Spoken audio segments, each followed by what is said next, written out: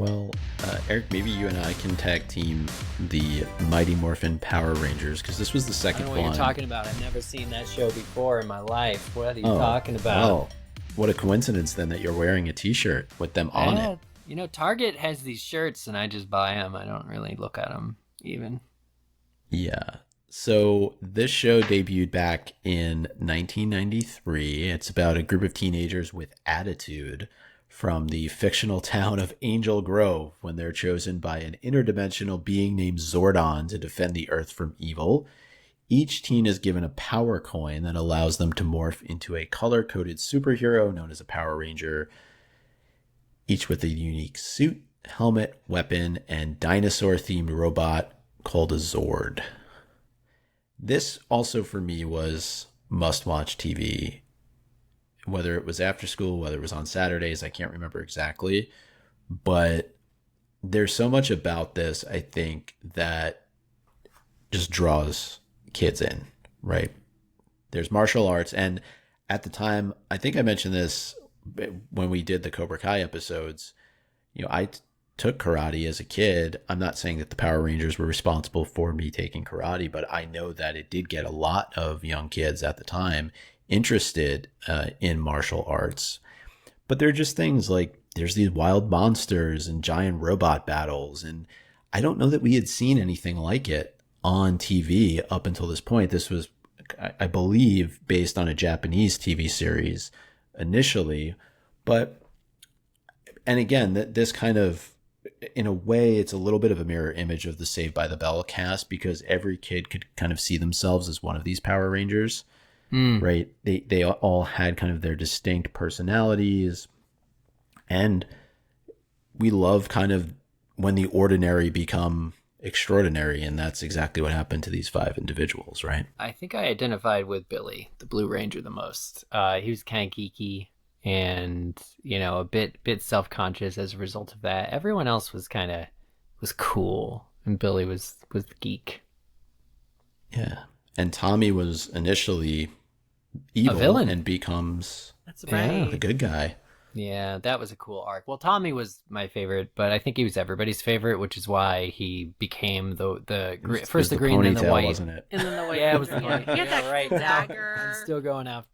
He had the dagger flute. Yeah, the dagger flute. That was cool. Yeah, right. Like everything about him is cool. So he was the Green Ranger, then he was the White Ranger. There was like an evil White Ranger, evil Green Ranger saga. Then he was the Red Ranger when you get to Power Rangers Zeo.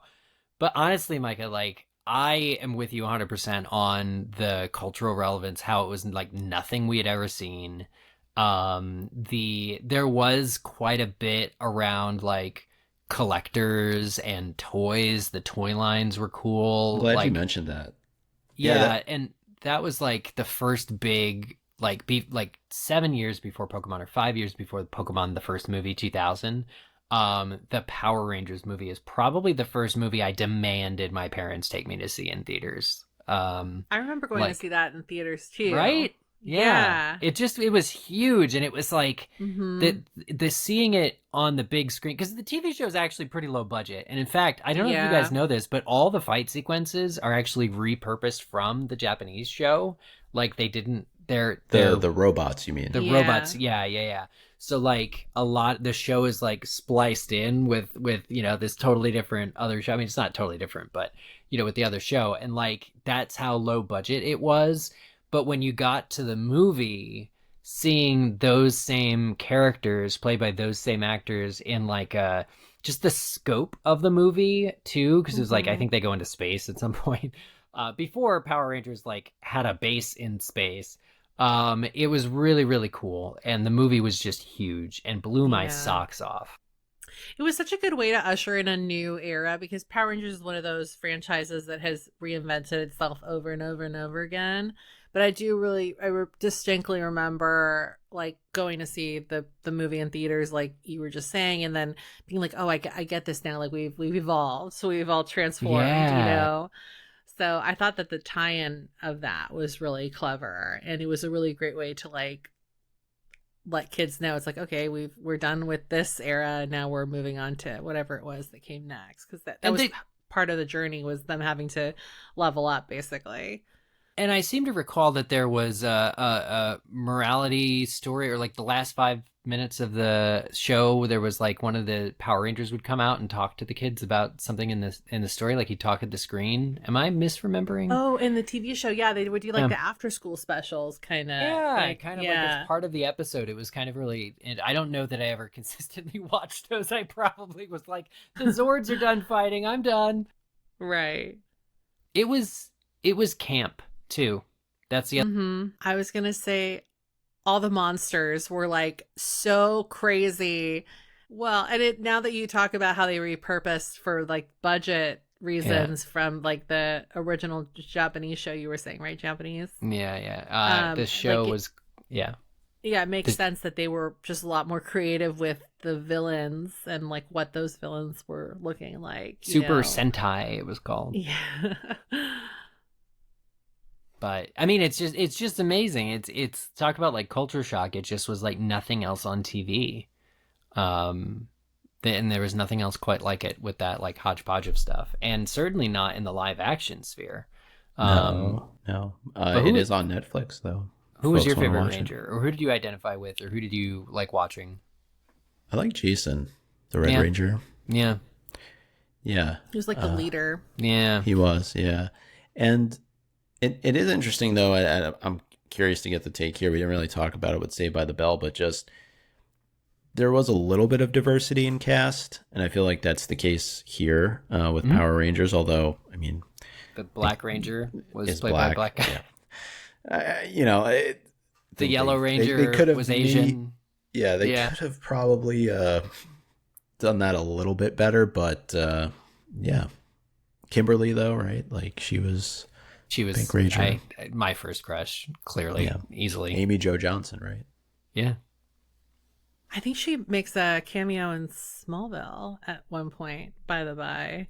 I believe it. If it's the episodes, if it's the later seasons where they're at like the Daily Planet, I didn't actually watch that far in Smallville, but I watched every one where he was in high school. But yeah, it's a good show. Power Rangers 2, like I would tune in years after I stopped watching if I caught like I mentioned Zeo, or there was a series in space. The sequel to Power Rangers Turbo, a Power Rangers movie.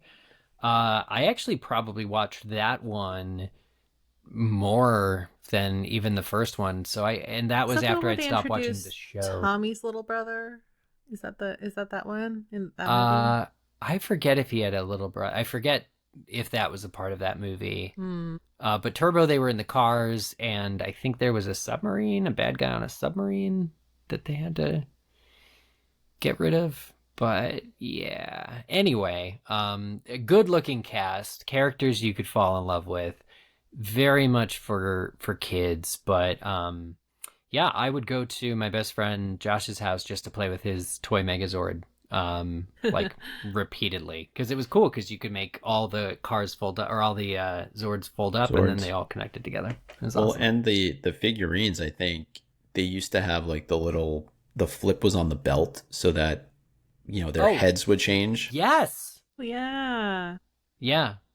That there was nothing that cool than the Power Rangers that would, get in and out of their helmet by flipping the back. So it just, and what other toys that I have? There was a toy, another friend of mine, Devin, had like the flute dagger thing that summons the white Tiger Zord. And the Tiger Zord was a toy that you could get in addition to the Megazord. And I'm trying to think if there was any other play sets or anything, but I remember McDonald's had the tie-in for Power Rangers, I think, in the Happy Meals. That was, I think it was McDonald's. It was either McDonald's. Was it like a token? Was it like, yeah. I think I'm with you on that. Yeah. What are they called? Like the I can't remember the name of them, but the one that like it's like the beepers that they would use, not the beepers, but yeah. It's like, yeah. They're Transformers and stuff, and you're right, they came with like the coins, and so you could flip them and you could be all the different Rangers.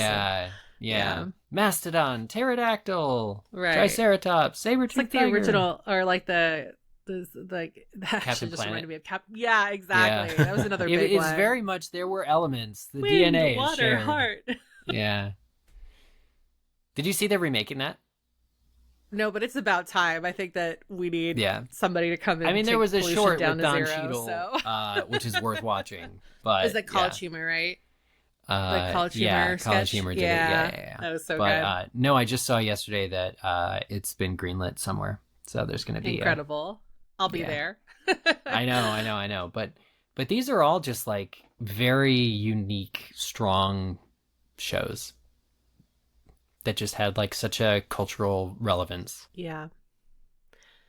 My last one, I'm not sure if either of you will have watched this. It was another WB show. It's Roswell, but the 1999 version. They did reboot it for the CW as Roswell, New Mexico, a couple of years ago. It was rebooted by Julie Plec, who's the mastermind behind Vampire Diaries, and she kind of aged up all the characters in her version, and she did something really clever because Roswell is about aliens, so she like they're still actual aliens, but then the other main character is either, I can't remember if she was undocumented herself or if I think she's DACA and her parents are undocumented, so they were playing around with like the double entendre of like both of those.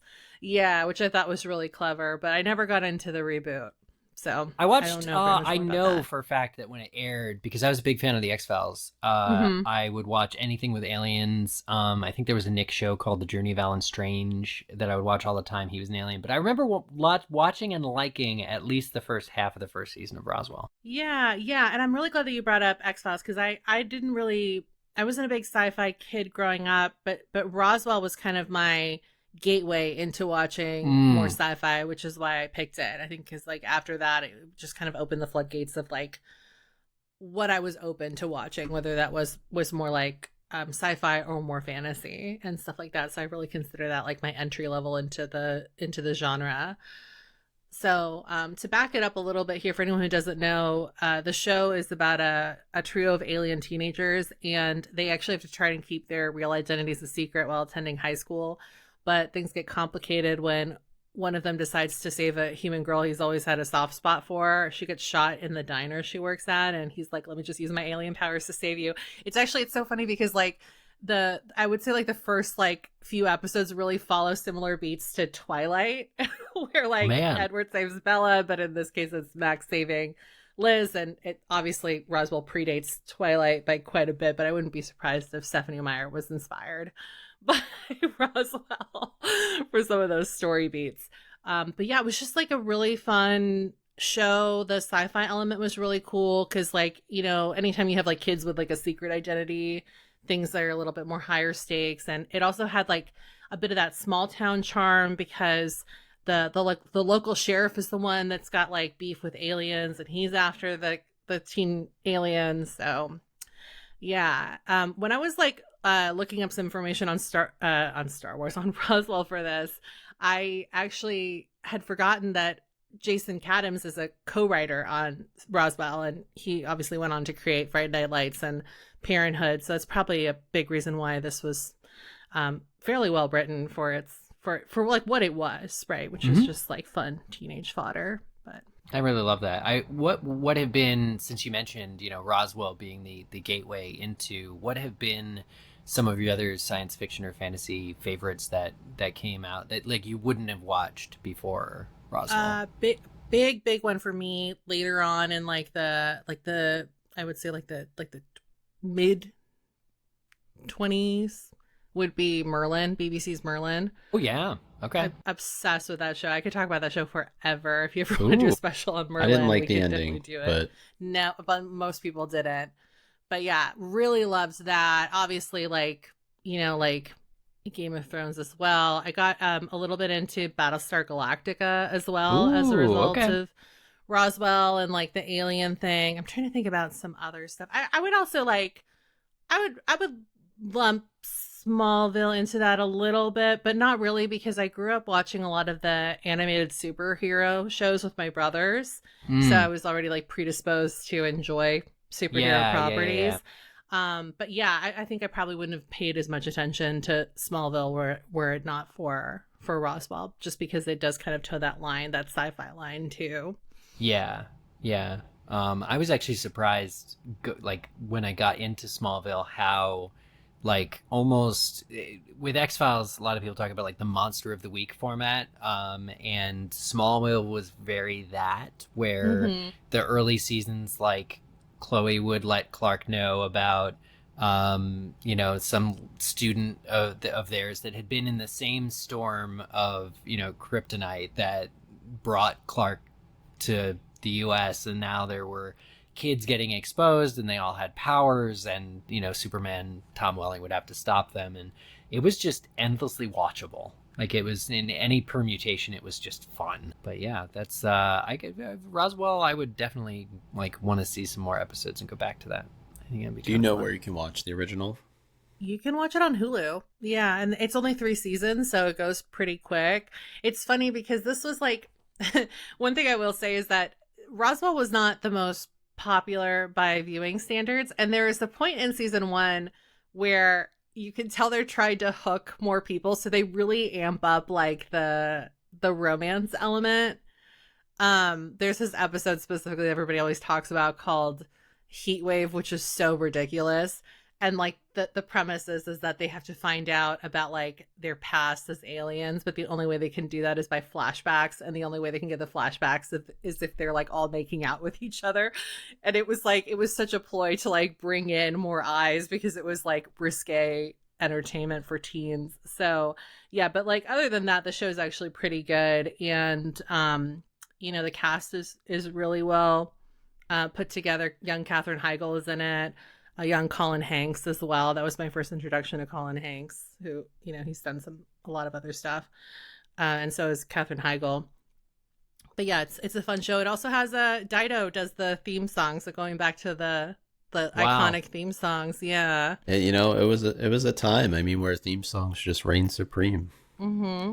Not that there aren't good ones now, but I feel like They're more just like quick hit themes, though. Like, in I a can't lot think of of ways, a- they're more orchestral, right? Like, I think of Game Yeah. of Thrones in that's particular, true.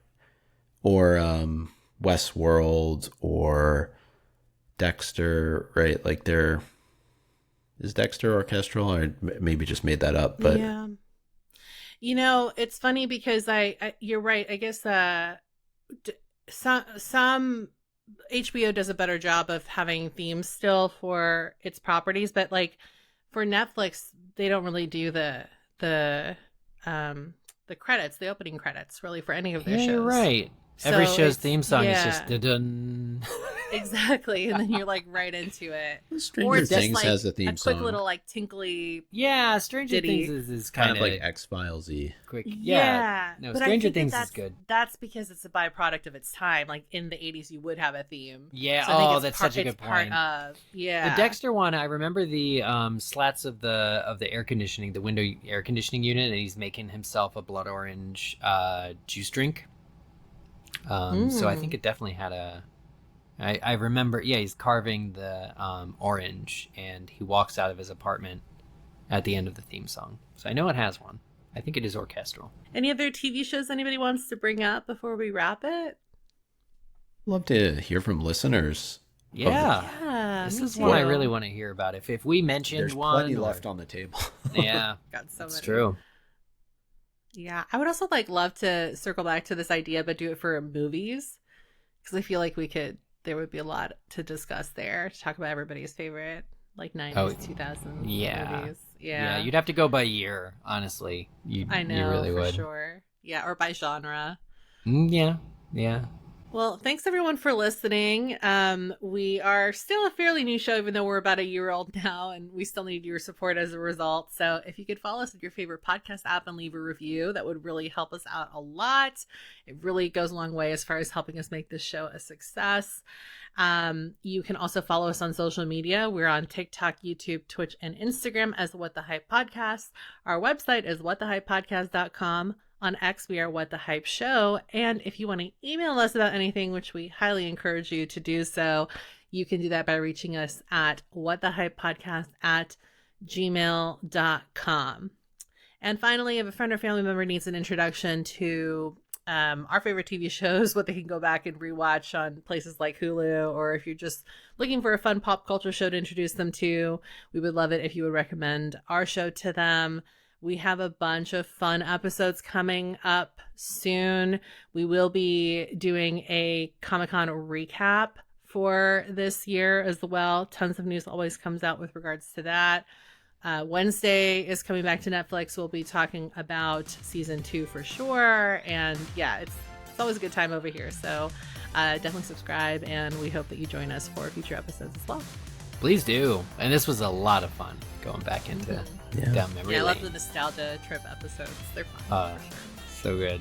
All right, we'll see you guys later for the next one. Bye. Bye.